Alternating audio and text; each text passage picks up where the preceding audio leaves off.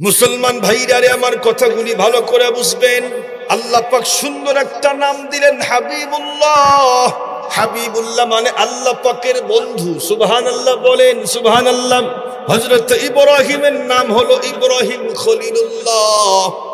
খলিলুল্লাহ মানেও আল্লাহ পাকের বন্ধু, হাবিবুল্লাহ মানেও তো আল্লাহ পাকের বন্ধু।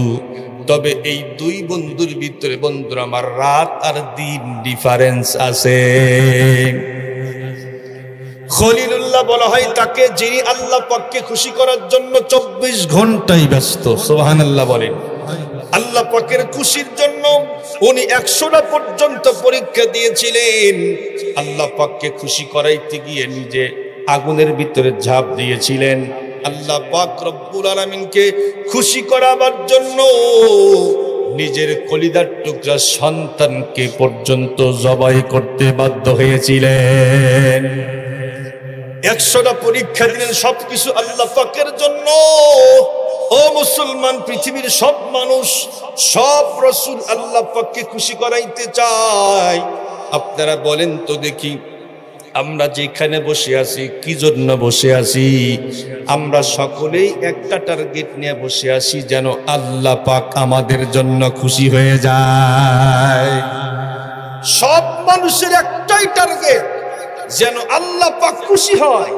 দান কেন করি? যেন আল্লাহ পাক খুশি হয়। হযরত মূসা আলাইহিস সালাম আল্লাহ পাককে খুশি করার জন্য ব্যস্ত ছিল। মুসলমান ভাইরা রে, আমার কথাগুলি ভালো করে বুঝবেন। হযরত মূসা আলাইহিস সালাতু ওয়াস সালামকে আল্লাহ পাক একদিন ডাকলেন, মূসা তুমি আমার কাছে আসো, তোমার কিছু খাস খাস উম্মতদেরকে নিয়ে, তোমার কওমের ভিতর থেকে বিশেষ কিছু মানুষদেরকে নিয়ে তুমি আমার তুর পর্বতে আসো। 40 দিন পর্যন্ত ইতিকাফ করো, তাহলে আমি আল্লাহ পাক তোমাকে খুশি হয়ে তাওরাত কিতাব হাদিয়া দিয়া দিব। যখনই আল্লাহ পাক রব্বুল আলামিন মূসা পয়গম্বরকে ডাকলেন, মূসা আলাইহিস সালাতু ওয়াস সালাম উম্মতদেরকে রেখে একাই দৌড় দিছে। আল্লাহ পাক বললেন, ওয়া মা আজালাকা আন কওমিকা ইয়া মূসা। হে মূসা, আমি তোমাকে বললাম তোমার উম্মতদেরকে সঙ্গে নিয়ে আমার কাছে আসো। আমি তাকায় দেখছি তোমার একটা উম্মত তো সাথে নাই, কই গেল তারা? মূসা পয়গম্বর উত্তর করলেন, ওগো আল্লাহ পাক রব্বুল আলামিন, তারা তো আসতেছে, আসবে বলে। ক্বালা হুম উলাই আলা আসারি ওয়া আজিলতু ইলাইকা রাব্বি লিতারদা। ওগো আল্লাহ পাক রব্বুল আলামিন, তারা আমার পিছনে আসতেছে, অবশ্যই আসবে, তবে আমি আপনার কাছে আগেই দৌড় লাগাইছি একটাই কারণ, যেন তুমি আল্লাহ আমার প্রতি রাজি এবং খুশি হয়ে যাও। পৃথিবীর সব মানুষ, সব পয়গম্বর আল্লাহ পাককে খুশি করার জন্য ব্যস্ত। ও মুসলমান, বলতেছিলাম খলিলুল্লাহ তাকে বলা হয় যিনি 24 ঘন্টায় আল্লাহ পাককে খুশি করার জন্য ব্যস্ত। আর হাবিবুল্লাহ বলা হয় তাকে, যাকে আল্লাহ পাক খুশি করার জন্য যে কোনো কাজ করার জন্য প্রস্তুত। সুবহানাল্লাহ। এজন্যই তো আল্লাহ পাক রব্বুল আলামিন সূরাতুদ দুহার ভিতরে আল্লাহ পাক বিশ্ব নবীকে ডাক দিয়ে বললেন, ওয়ালা সাউফা ইউতিকা রাব্বুকা ফাতারদা। ও গো বিশ্ব নবী, অচিরেই আপনার রব আপনাকে এমন কিছু জিনিস দিবে, আপনি কিন্তু রাজি এবং খুশি হয়ে যাবেন। যতক্ষণ না পর্যন্ত আপনি রাজি এবং খুশি না হবেন, অতক্ষণ পর্যন্ত আমি আল্লাহ পাক আপনাকে দিতেই থাকবো, দিতেই থাকবো, দিতেই থাকবো। যখন খুশি হবেন তখন হয়তো বাদ দিয়ে দিব। ও মুসলমান, খুব ভালো করে বুঝবেন, বিশ্ব নবীকে অপশন দিলেন, আপনি যা চাইবেন তাই দিব, কিন্তু আমি আপনাকে খুশি দেখতে চাই। ও মুসলমান, এই অপশন যদি আমাদেরকে দেওয়া হতো, যা চাইবা তাই দিব, তাহলে অবশ্যই বলতাম, আল্লাহ তুমি আমাদেরকে এমপি আর মন্ত্রী বানায় দাও। এমপি আর মন্ত্রী হলেই আঙ্গুল ফুলা কলা গাছ। এ কথা বল না কে? এমপি আর মন্ত্রী হলেই টাকার পাহাড় হয়ে যায়। দেশের মাটিতে বাড়ি, বিদেশেও দেখবেন বিল্ডিং কয়েকটা তৈরি হয়েছে, ফ্ল্যাট তৈরি হয়েছে। এত টাকা আসে কোত্থেকে? জনগণের টাকা মেরে বিদেশ পাচার করো। তোমার মতো জালেম পৃথিবীতে একটাও হতে পারে না, পারে না, পারে না। এমপি আর মন্ত্রী হলেই টাকার পাহাড় হয়ে যায়। তো সম্পত্তি তো আমরা আসল মনে করি। এই জন্য আল্লাহ পাক কি বলতে, আল্লাহ মন্ত্রী বানায় দাও, তাহলে আর সমস্যা নেই। বিশ্বনবী অফার দিলেন, যা চান তাই দিব। এই আয়াতের তাফসীর খুলে দেখেন, বিশ্বনবী আম্মার কথা বলে নাই, নিজের সন্তানের কথা বলে নাই, পৃথিবীর কোনো কিচ্ছুর কথা বলে নাই। বিশ্বনবী বললেন, আল্লাহ আপনি যেহেতু অপশন দিয়েছেন, এজন্য আমি একটা জিনিস চাইব, সেটি হলো যতক্ষণ পর্যন্ত আমার একটা গুনাহগার উম্মত জাহান্নামে থাকবে, অতক্ষণ পর্যন্ত আমি বিশ্বনবী রাজি এবং খুশি হতে পারি না। আল্লাহু আকবার, আল্লাহু আকবার বলেন। বিশ্বনবী তার উম্মতদেরকে কি পরিমাণে সাংঘাতিক মুহাব্বত করেন। মৃত্যুর সময় পর্যন্ত উম্মতদেরকে বলল, আসসালাত আসসালাত ওয়া মা মালাকাত আইমানুকুম, হে আমার উম্মতের দল, তোমরা নামাজ ছেড়ে দিও না, নামাজ ছেড়ে দিও না। মরণের সময় অন্তিম মুহূর্ত চলতেছে, এই মুহূর্তে বন্ধুরা আমার বিশ্বনবী উম্মতদেরকে বলে নাই। এমনকি কিয়ামতের মাঠ যখন শুরু হয়ে যাবে, সকল পয়গম্বররা বলবে, ইয়া রাব্বি নাফসি। আদম পয়গম্বর বলবে, ইয়া রাব্বি নাফসি, আল্লাহ তুমি আমারে বাঁচাও। নূহ পয়গম্বর বলবে, ইয়া রাব্বি নাফসি, আল্লাহ বাঁচাও। সব পয়গম্বররা বলবেন, ইয়া রাব্বি নাফসি, আল্লাহ তুমি আমারে বাঁচাও। সেই সময়ও বিশ্বনবী তার উম্মতদেরকে বলবেন না, একমাত্র কেবলমাত্র শুধুমাত্র বিশ্বনবী বলবেন, ইয়া রাব্বি উম্মতি, আল্লাহ তুমি আমার প্রত্যেকটা গুনাহগার উম্মতদেরকে বাঁচাও।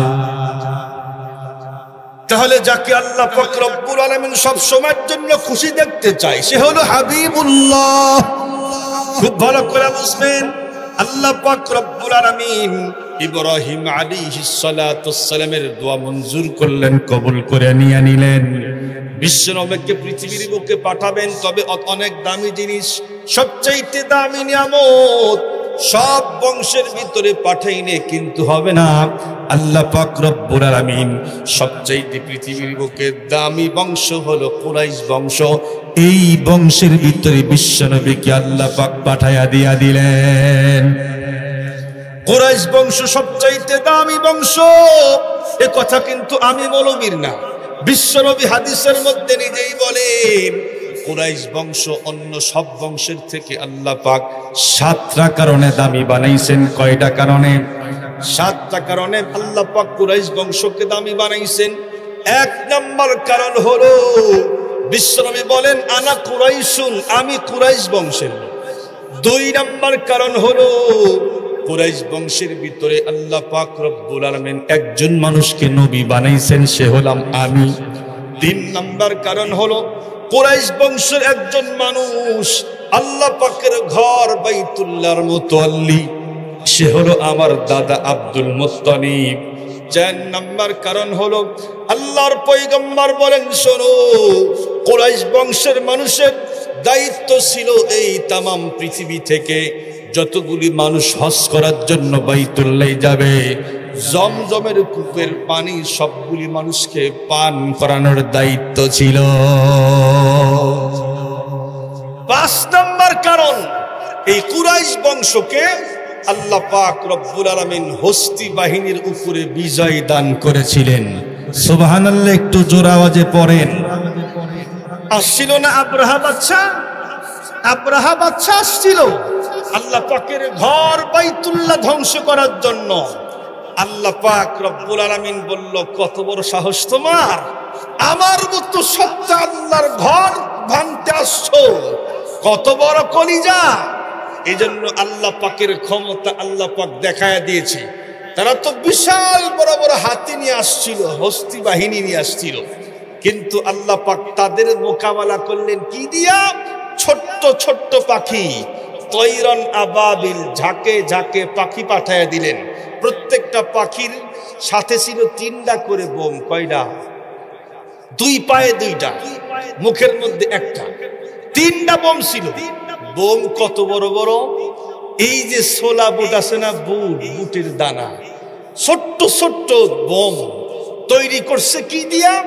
সেটাও তাফসীরের মধ্যে আসছে যে গোল গোল করে মাটি বানায়া এটা আগুনে পোড়াইছে। আমরা যেমন ইট বানায় আগুনে পোড়ায়া, ছোট্ট ছোট্ট মাটির গোল, এই যে ছোট ছোট গোল করে এটাকে আগুনে পোড়াইছে। এই আগুনে পোড়ায়া শক্ত করছে, এটা বোম তৈরি হয়েছে। সুবহানাল্লাহ বলেন। আর প্রত্যেকটা বোমের দেহের মধ্যে লেখা আছে এটা সলিমুদ্দির জন্য, এটা কলিমুদ্দি, এটা নঈমুদ্দির জন্য। এক একটা করে টার্গেট করে, নাম মেনশন করে, লোক মেনশন করে যখনই একটা করে বোম নিক্ষেপ করা হয়েছিল, আল্লাহ পাক বলেন কাসফিম মাকুল, তাদের চিহ্ন পর্যন্ত সেখানে অস্তিত্ব আর টিকে থাকতে পারে নাই।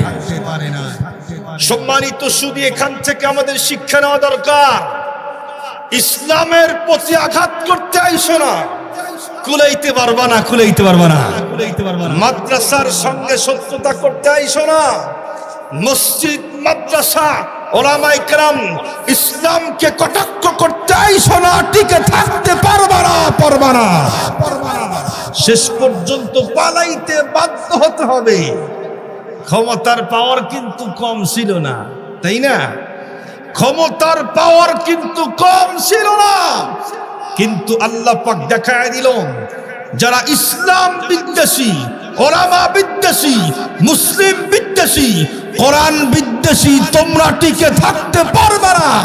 ক্ষমতার মসনদে থেকেও রান্না করা ভাত আর মাছের তরকারি খাওয়ার ভাগ্য হবে না। মুসলমান ভাইরা আমার, এজন্য খবরদার মসজিদ মাদ্রাসার দিকে টেরার চোখ নিয়ে তাকাইতে আইসেন না। পারলে সহযোগিতা করবেন, না পারলে দূরে থাকবেন। খুব ভালো করে বুঝবেন, আল্লাহর পয়গম্বর বিশ্বনবী বলে 5 নম্বর কারণ হলো আল্লাহ পাক রব্বুল আলামিন হস্তি বাহিনীর উপরে কুরাইশ বংশকে বিজয় দান করেছিলেন। 6 নম্বর কারণ বিশ্বনবী বলে, শোনো কুরাইশ বংশের দাম কেন বেশি, শোনো।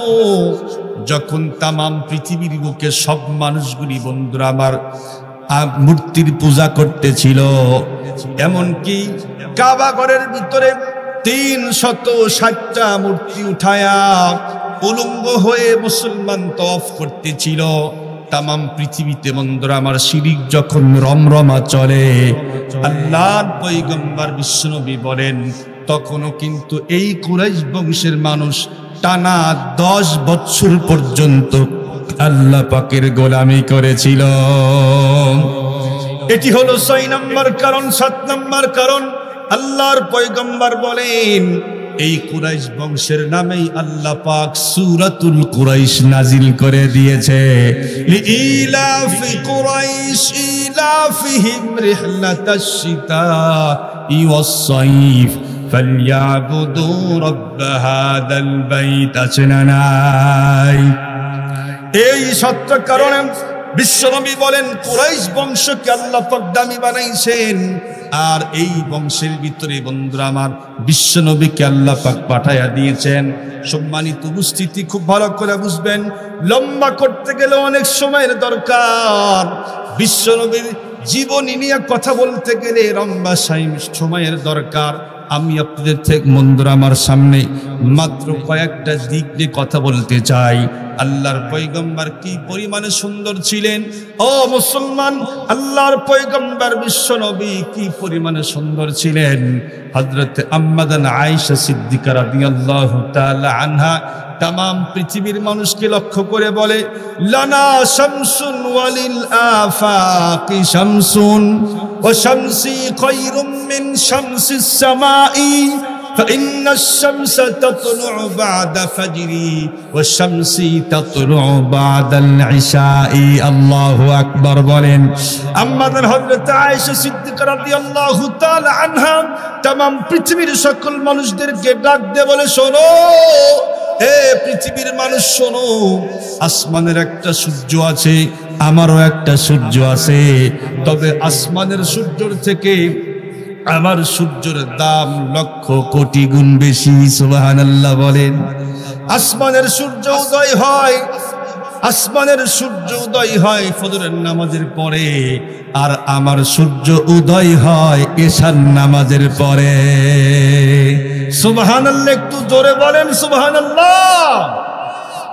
ঘুমায় গেছেন আপনারা ঘুমাইছো নাকি শুন দেখতেছি তো আমি অনেকে ঘুমায় গেছে আম্মাদের আয়েশা বলতেন শোনো বিশ্বনবী তো আমার সূর্য এশার নামাজের পরে উদিত হয় একদিন বিশ্বনবী এশার নামাজ পড়ে আমার ঘরে ঢুকতেছিল বিশ্বনবীর চেহারার আলো দিয়া আমি শুয়ের ভিতরে সুতা ঢুকাইছি আরো আসতে কোন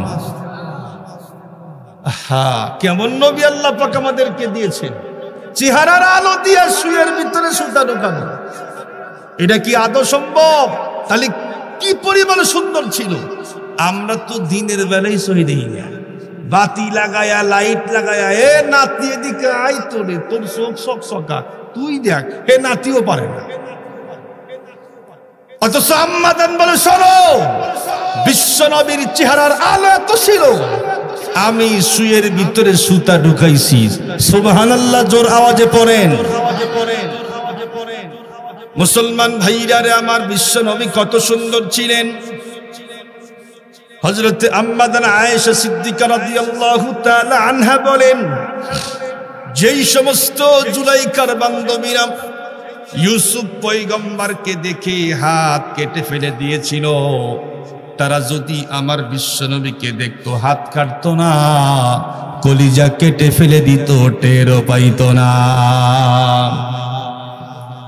ইউসুফ পয়গম্বর কি পরিমাণ সুন্দর ছিল কোরআনে হাকিমের মধ্যে আসছে সূরাত ইউসুফ فلما رأينه أكبرنه وقطعن أيديهن وقلن حاش لله ما هذا بشرا إن هذا إلا ملك كريم الله أكبر বলেন জুলাইখার বান্ধবীরা বলল শোনো তোমার টাকা দিয়া খরিদ করছো একজন গোলামকে সেই গোলামের প্রেমে তুমি হাবুডুবু খাইতেছো এটা তো লজ্জার কথা জুলাইখা অনেক বুদ্ধিমত্তা মহিলা ছিলেন উনি মৌখিক জবাব দিলেন না প্র্যাকটিক্যালি জবাব দিয়া দিলেন প্রত্যেক বন্ধুরা আমার বান্ধবীকে দাওয়াত করলেন আমার বাড়িতে আসো খাবার দিব জুলাইখার বান্ধবীরা যখন বাড়িতে আসছে ও মুসলমান টেবিলের উপরে ফল রেখে দিয়েছে আর বলল তোমরা খাওয়া শুরু করো এই দিক দিয়ে ইউসুফ পয়গম্বরকে বলল তুমি একটু তাদের সামনে দিয়ে হাঁটতে হাঁটতে সামনের দিকে চলে যাবে ও মুসলমান খুব ভালো করে বুঝবেন ইউসুফ পয়গম্বর যখনই বন্ধুরা আমার তাদের সামনে দিয়ে হাঁটতেছিল হা করে তাকিয়ে আছে এটা কি মানুষ নাকি অন্য কিছু ফল কাটতে কাটতে বন্ধুরা আমার হাতের আঙ্গুল পর্যন্ত কেটে ফেলে দিয়েছে টেরও পাই না আল্লাহু আকবার বলেন এত সুন্দর ছিল শেষ পর্যন্ত তারা বলতে বাধ্য হয়েছে ইন হাদা ইল্লা মালাকুন কারীম এটা কশিন কালেও মানুষ হতে পারে না নিঃসন্দেহে এটা একজন সম্মানিত ফেরেশতা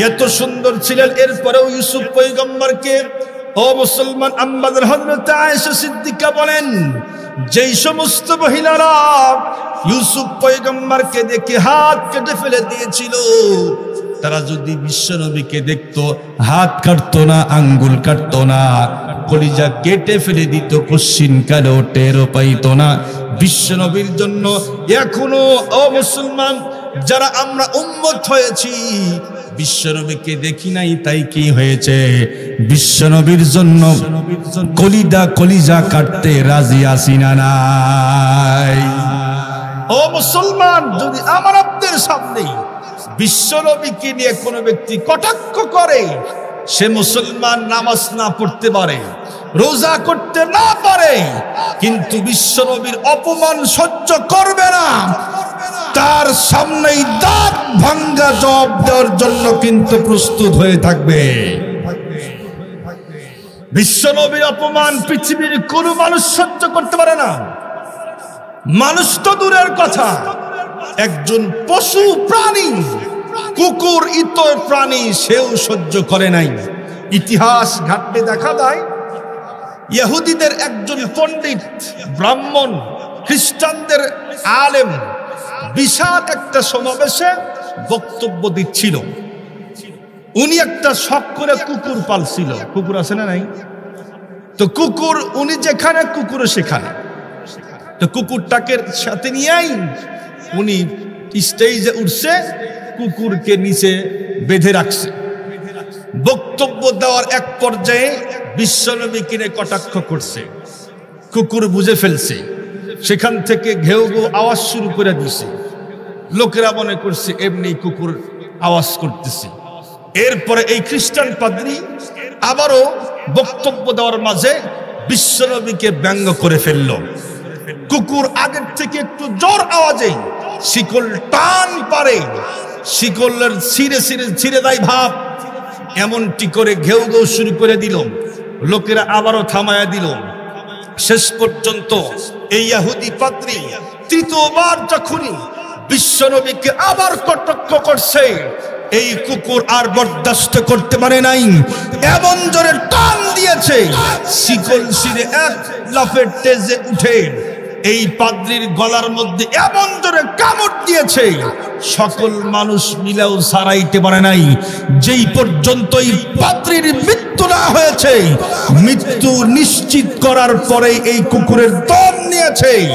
খুব ভালো করে বুঝবেন, সকলেই যখন দেখলো কুকুরটা এমন করলো কোনে কেন, সকলেই বিশ্লেষণ করলো, ক্যালকুলেশন করলো, চিন্তা ভাবনা করলো, দেখলো যে এই লোকটা তিনবার করে বিশ্বনবীকে নিয়ে কটাক্ষ করেছে। যখন তারা বুঝলো কুকুর হয়েও বিশ্বনবীকে চিনছে, আমরা চিনতে পারলাম না, মুহূর্তের মধ্যে ইতিহাস সাক্ষী দেয় তাদের সামনে যতগুলি খ্রিস্টান ছিল, মুহূর্তের মধ্যেই সবগুলি খ্রিস্টান মুসলমান হতে বাধ্য হয়ে গেল। সম্মানিত উপস্থিতি, আজকে বিশ্বনবীকে নিয়ে কটাক্ষ হয়, রাষ্ট্রের পক্ষ থেকে তাদেরকে সাপোর্ট দেওয়া হয়, কোরআনুল কারীম পায়ের নিচে পদপিষ্ট করে রাষ্ট্রের পক্ষ থেকে সাপোর্ট দেওয়া হয়।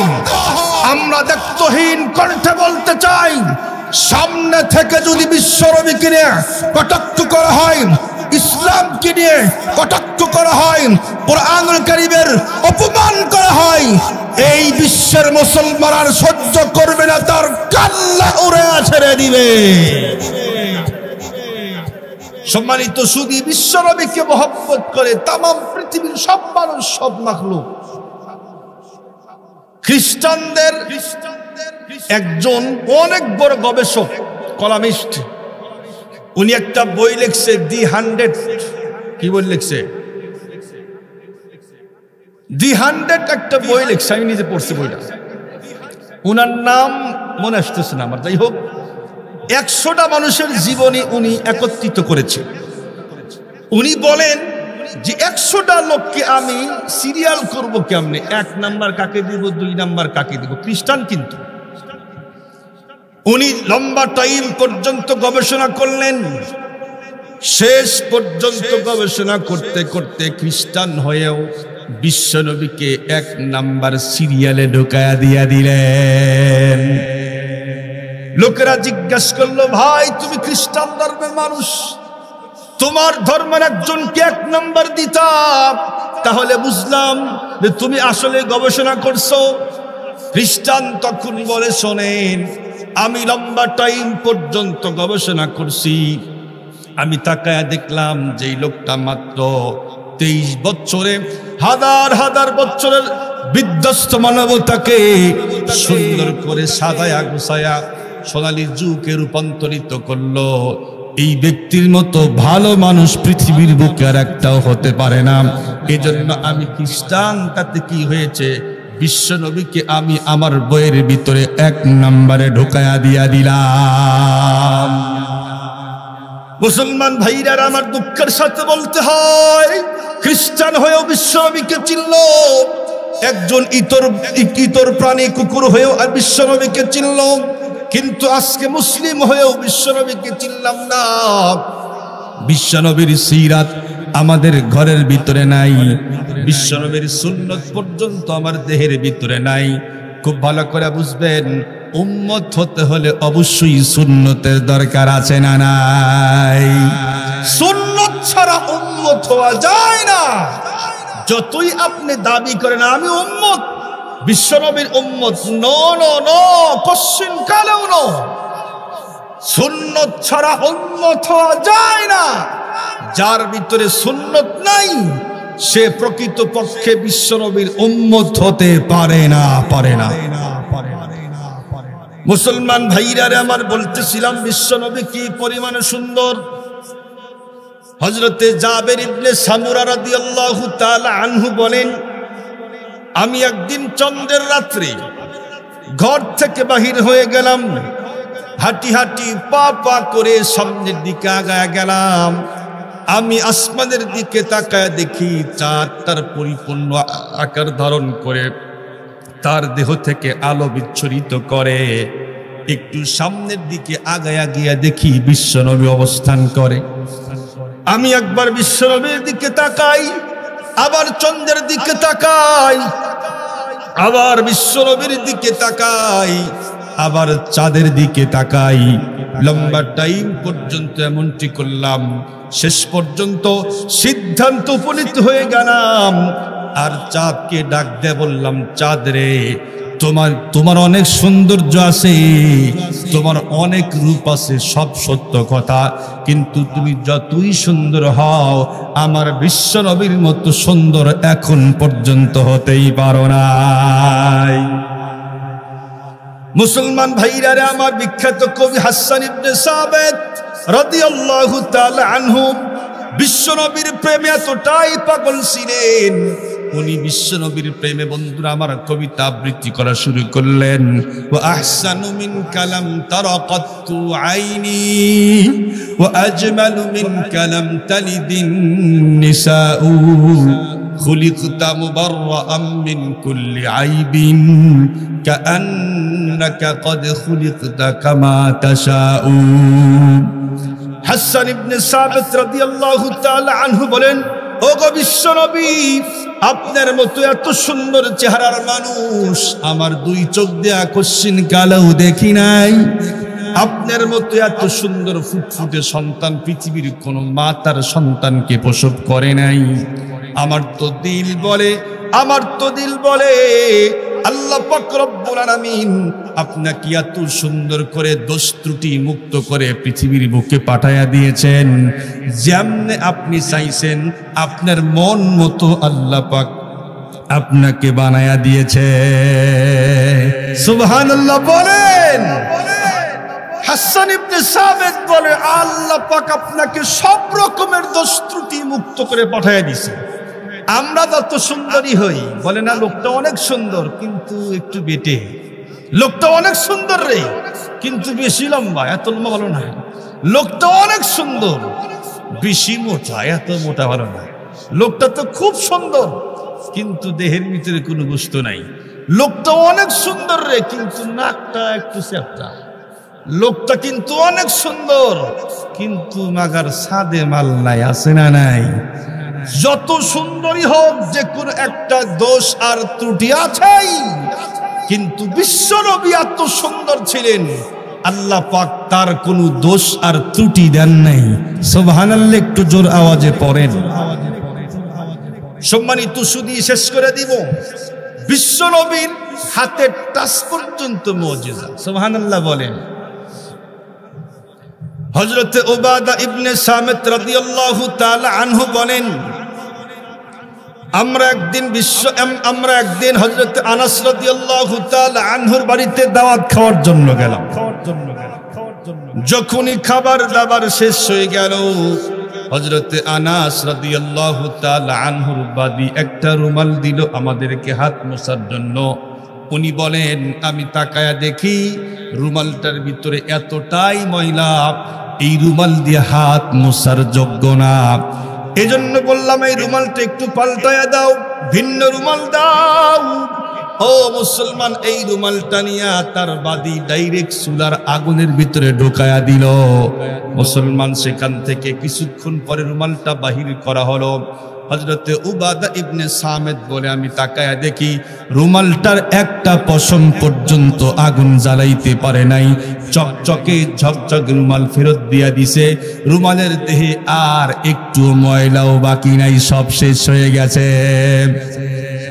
হযরত উবাদা ইবনে সামিত রাদিয়াল্লাহু তাআলা আনহু বলে, আয় আনাস, কাহিনী কি বুঝলাম না? জ্বলন্ত আগুনের ভিতরে রুমাল ঢুকায়া দিলা, কিন্তু রুমালের একটা পশম পর্যন্ত জ্বালাইতে পারলো না। এই রুমালের কারিশমা কি একটু আমারে বলবা? হযরতে আনাস রাদিয়াল্লাহু তাআলা আনহু বলেন, তোমার মতোই আমার বিশ্বনবী একদিন আমার ঘরের ভিতরে আসছিলেন। ও মুসলমান, খুব ভালো করে বুঝবেন, বিশ্বনবী খাবার শেষ করলেন, আমি তার হাতের ভিতরে রুমালটা উঠাইয়া দিলাম।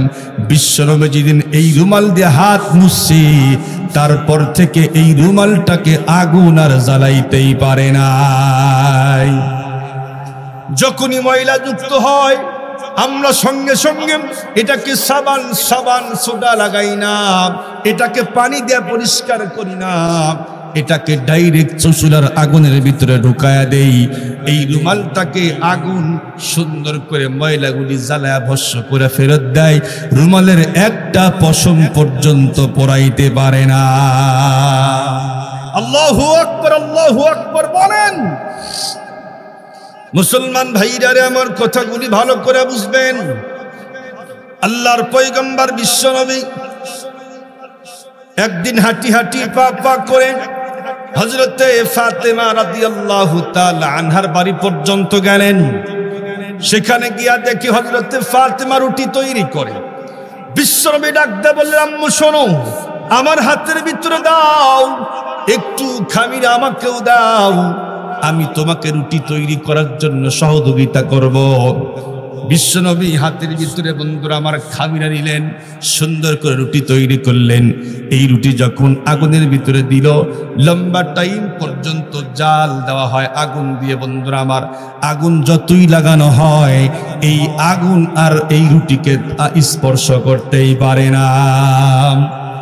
হযরতে ফাতেমা রাদিয়াল্লাহু তাআলা আনহা বলে, আব্বু শোনেন, লম্বা টাইম পর্যন্ত রুটি তৈরি করলাম, কিন্তু কখনোই তো এমনটি হলো না। আপনার হাতের সঙ্গে হাত লাগার কারণে এই আগুন আর রুটিকে স্পর্শ করতে পারতেছে না, বুঝলাম না ব্যাপারটা কি। বিশ্বনবী সঙ্গে সঙ্গে বললেন, শোনো, আমার হাতের সঙ্গে হাত লাগছে, এজন্য এই আগুন আর রুটিটা স্পর্শ করতে পারবে না। সুবহানাল্লাহ।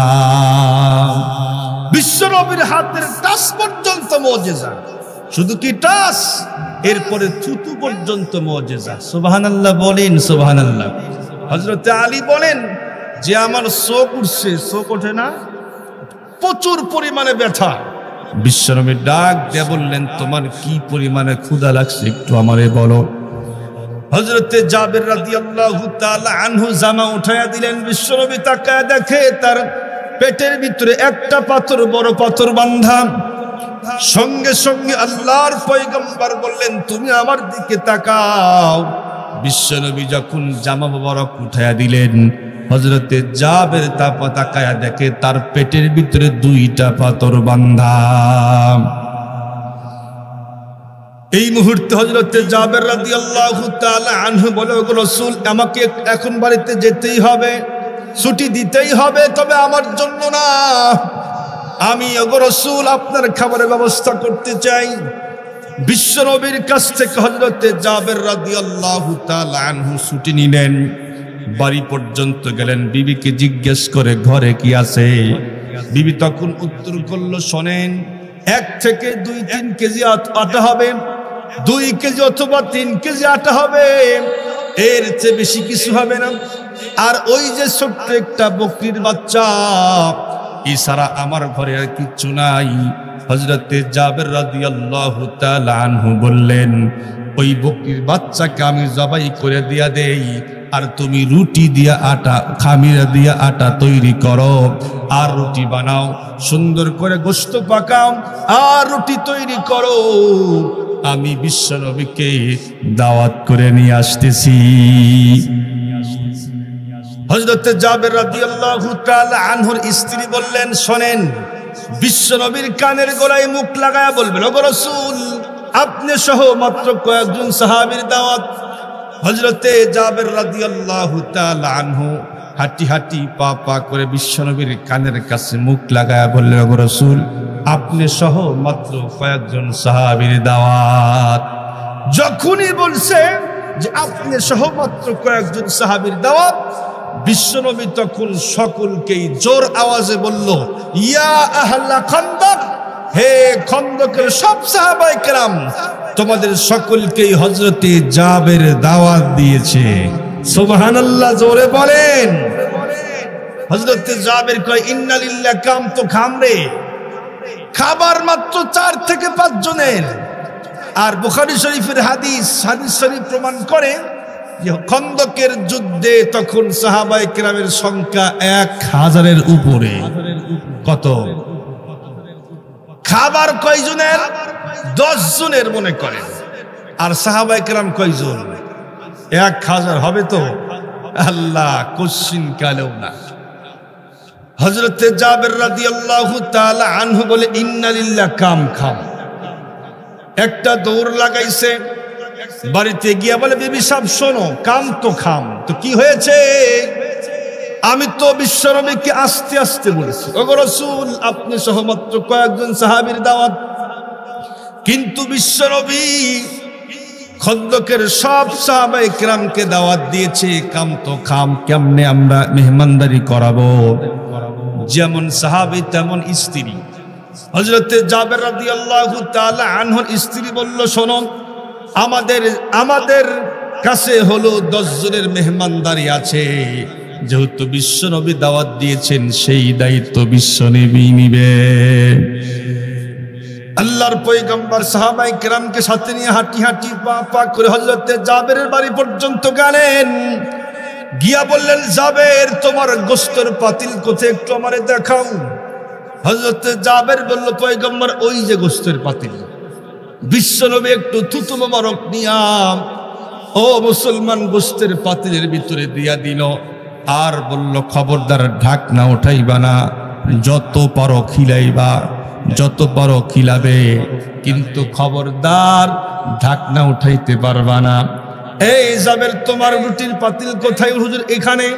বিশ্বনবী একটু থুতু মোবারক বাহির করে সেখানে দিয়া দিলেন, আর বললেন, ঢাকনা উঠাইতে পারবা না, যত চাই তত দিবে, খবরদার ঢাকনা উঠাইতে পারবা না। অমুসলমান, হযরতে জাবেরের বিশ্বাস হয় না, এটাই কি সম্ভব? মাত্র 10 জনের খাবার 1000 কেমনে খায়? আল্লাহর পয়গম্বর বললেন, জাবের, তোমার ঘরের ভিতরে কয়জন লোক আটে? হুজুর, 10 জন। ঢুকাও 10 জন, খাওয়াও। হযরতে জাবের বলে, খাওয়ার সিস্টেম দেখে বোঝা গেল যে তারা জীবনেও খায় নাই। আসলেও তো তাই। যারা মাটি কাটার কাজ করে, দেখবেন, আমি দেখছি দুপুরবেলা 1 ডিশ পান্তা সেরেফ একটা কাঁচামরিচ আর লবণ আর পেঁয়াজ দিয়ে মাইরিয়া শেষ করে দেয়। ঠিক বললাম না ভুল কইলাম? এতটাই ক্ষুধা লাগে। আপনি সকালে তো খায়া গেছেন, মাত্র 2 থেকে 3 ঘন্টা কোদাল মাইরাই যে খাওয়া খাইলেন। আর সাহাবায়ে কেরাম 3 দিন পর্যন্ত খায় না। হযরতে জাবের বলে, আচ্ছা মতো খিলাইছি, যত চাই তত দিছি। এমনটি করতে করতে 10 জন গেল, 20 জন গেল, 30 জন গেল, 40 জন, শেষ পর্যন্ত 1000 সাহাবায়ে কেরামকে খাওয়াইলাম। আমার তো শেষ হওয়ার কথা, কিন্তু কিছুই হলো না। বিশ্বনবী বলে, এই জাবের, তোমার গোশতের পাতিল একটু দেখাও। ঢাকনা উঠায়া দেখে, আগেও যেমন এখনো তেমন। তোমার রুটির পাতিল কোথায়, একটু আমারে দেখাও। হযরত জাবের বলে আমি যখন রুটির ঢাকনা উঠাইলাম তাকায় দেখি আগেও যেমন এখনো তেমন। সুবহানাল্লাহ বলেন। আল্লাহর পয়গম্বর বললেন জাবের তোমার রুটি তুমি খাও, তোমার গোশত তোমরা খাও, আমরা চলে গেলাম। আল্লাহু আকবার, আল্লাহু আকবার। খে না খে দিন প্রচারের কাজে নিজেকে দিয়েছ বিলিয়ে, তায়েফের কাফেরেরা চিনল না সে আলো, দুষ্ট ছেলেদের পিছু দিল নিয়ে। পাথরের আঘাতে ক্ষত বিক্ষত হয়ে সারা শরীর থেকে রক্ত ঝরে। হে রাসূল তোমাকে ভুলি আমি কেমন করে।